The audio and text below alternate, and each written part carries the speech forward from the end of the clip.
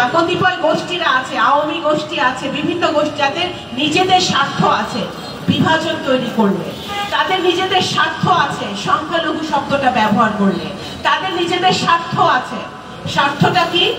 গত 15 বছরে আপনি রামুর ঘটনা বলেন, বিভিন্ন জায়গায় যেখানে আমাদের হিন্দু বৌদ্ধ ভাই বোনরা নির্যাতিত হয়েছে, তাদের জমি জমা, মন্দির মসজিদ আঘাত হয়েছে, দেখা গেছে যে লোকাল আওয়ামী লীগের এমপিরাই সেটা করেছে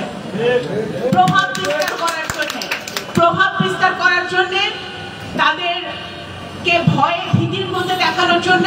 কারণ গত 17টা বছর কিন্তু বাংলাদেশের মাটিতে ভয় ভীতি ছাড়া আর কিছুই ছিল না। আজকে সেই এমপিরা কোথায়?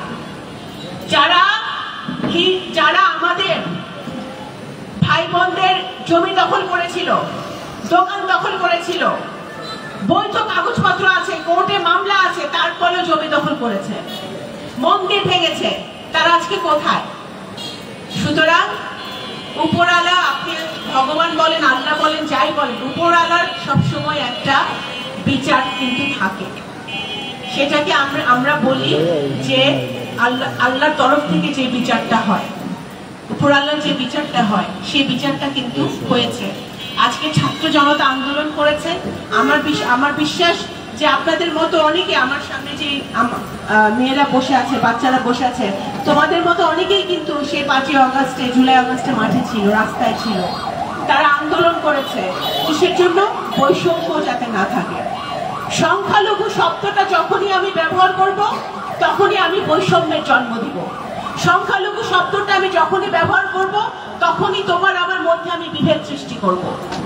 সুতরাং বৈষম্য বিরোধী যে আন্দোলনটা আমাদের ছেলেমেয়েরা, আমাদের ভাই বোনরা করেছিল, সেটা শুধু চাকরির জন্য নয়, সেটা প্রত্যেকটা ক্ষেত্রে, জীবনের প্রত্যেকটা চলার পথে, জীবনের প্রত্যেকটা ক্ষেত্রে, শিক্ষা, স্বাস্থ্য, বাসস্থান, আমাদের ন্যূনতম যে আমাদের অধিকার সরকারের কাছ থেকে আমাদের পাওনা, সেটা বুঝে নেওয়ার জন্য আমাদের হিন্দু বৌদ্ধ খ্রিস্টানের পরিচয়ের দরকার নাই। আমরা এদেশের নাগরিক, এটাই আমাদের। বাংলাদেশ জাতীয়তাবাদী দল গড়তে চায়। সেই বাংলাদেশ গড়তে হলে আমাদের সকলকে, সকল ধর্ম, মত, গোত্র, জাতের উঠে উঠে কাজ করতে হবে।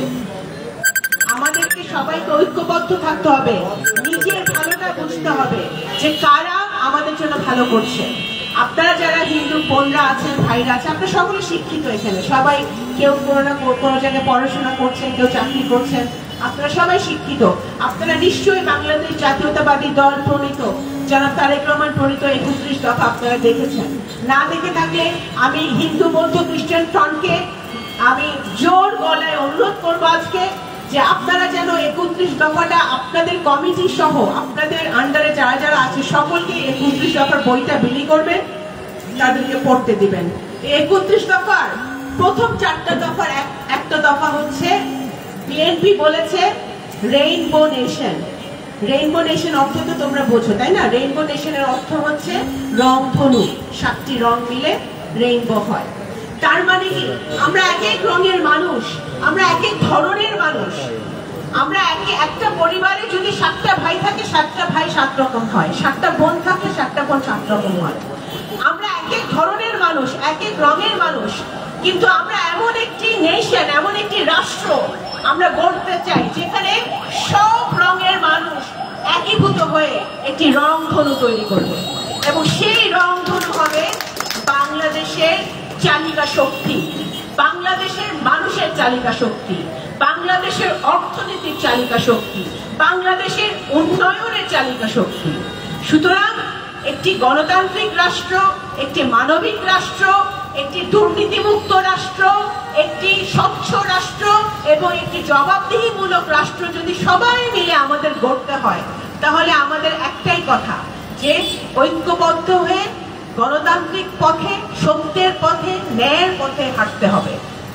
আজকে অন্যায়কে অন্যায় বলা শিখতে হবে, সত্যকে সত্য বলা শিখতে হবে, কালোকে কালো বলা শিখতে হবে, সাদাকে সাদা বলা শিখতে হবে। অন্যায় যদি আমার নিজের পরিবারেরও কেউ করে, সেটা অন্যায় অন্যায়। নিজের পরিবারের অন্যায় ঢাকতে গিয়ে আমি অন্যের ক্ষতি করতে পারি না। এটা, এই নীতিতে বাংলাদেশ জাতীয়তাবাদী দল বিশ্বাস করে না।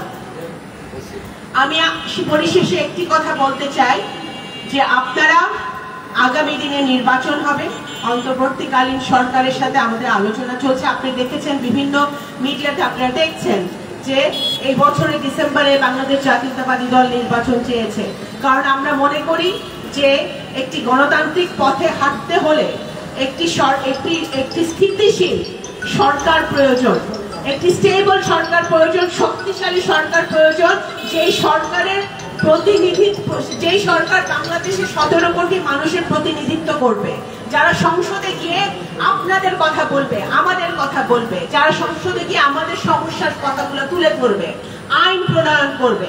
এখন তো সেটা নাই।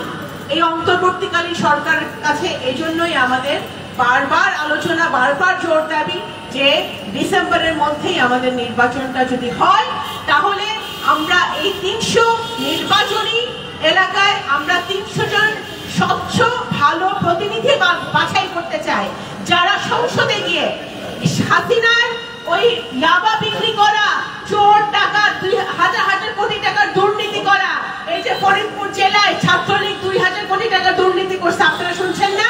এই হাজার কোটি টাকার দুর্নীতি করার মার্কা এমপি আমরা চাই না।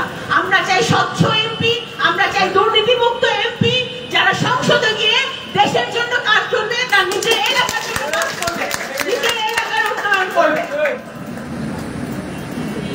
সংসদে আমরা সেই ধরনের সংসদ সদস্য চাই। সুতরাং আপনারা মা বোনেরা যারা শিক্ষিত, যারা সকলে আপনারা বোঝেন, জানেন, আমার ভাইরা আছেন, সকলের প্রতি আমাদের আবেদন, আপনারা ঐক্যবদ্ধ থাকবেন ইনশাআল্লাহ। বিএনপি 31 দফার আলোকে আগামী দিনে জনগণের ভোটে নির্বাচিত হলে 31 দফার 31টা দফায় আমরা বাস্তবায়ন করব।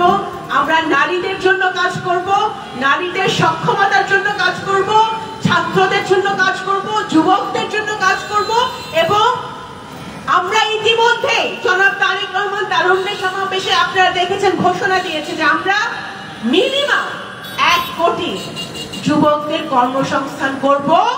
কিভাবে? যোগ্যতার ভিত্তিতে, ওই যে দলীয়করণ করে না, কে কোন দল করে সেইটা আমরা দেখব না, যোগ্যতার ভিত্তিতে বিভিন্ন সেক্টরে আমরা সমাজ না পারে সেই লক্ষ্যে কিন্তু হিন্দু বৌদ্ধ খ্রিস্টান ফ্রন্টকে ধন্যবাদ, বেশ অনুকূলে আছে। এখন আপনাকে র‍্যাব দৌড়ানি দিচ্ছে না, এখন হিন্দু বৌদ্ধ খ্রিস্টান ফ্রন্টকে শক্তিশালী করার সময় এখনই। এটা শক্তিশালী করেন, আরো বড় করেন, আপনারা সকলে মিলে আপনাদেরকে সহযোগিতা করব। আপনাদেরকে আবারও অসংখ্য ধন্যবাদ জানিয়ে আগামী দিনে আন্দোলন সংগ্রামে বিভিন্ন যে কোনো প্রোগ্রামে ডাকলেই পাবেন। আমরা আবারও দেখা হবে ইনশাআল্লাহ। আমার বক্তব্য শেষ করছি। বাংলাদেশ জাতীয়তাবাদী দল জিন্দাবাদ, বাংলাদেশ হিন্দু বৌদ্ধ খ্রিস্টান ফ্রন্ট জিন্দাবাদ, দেশনেত্রী বেগম খালেদা জিয়া জিন্দাবাদ, শহীদ জিয়া অমর হোক, জনাব তারেক রহমান জিন্দাবাদ।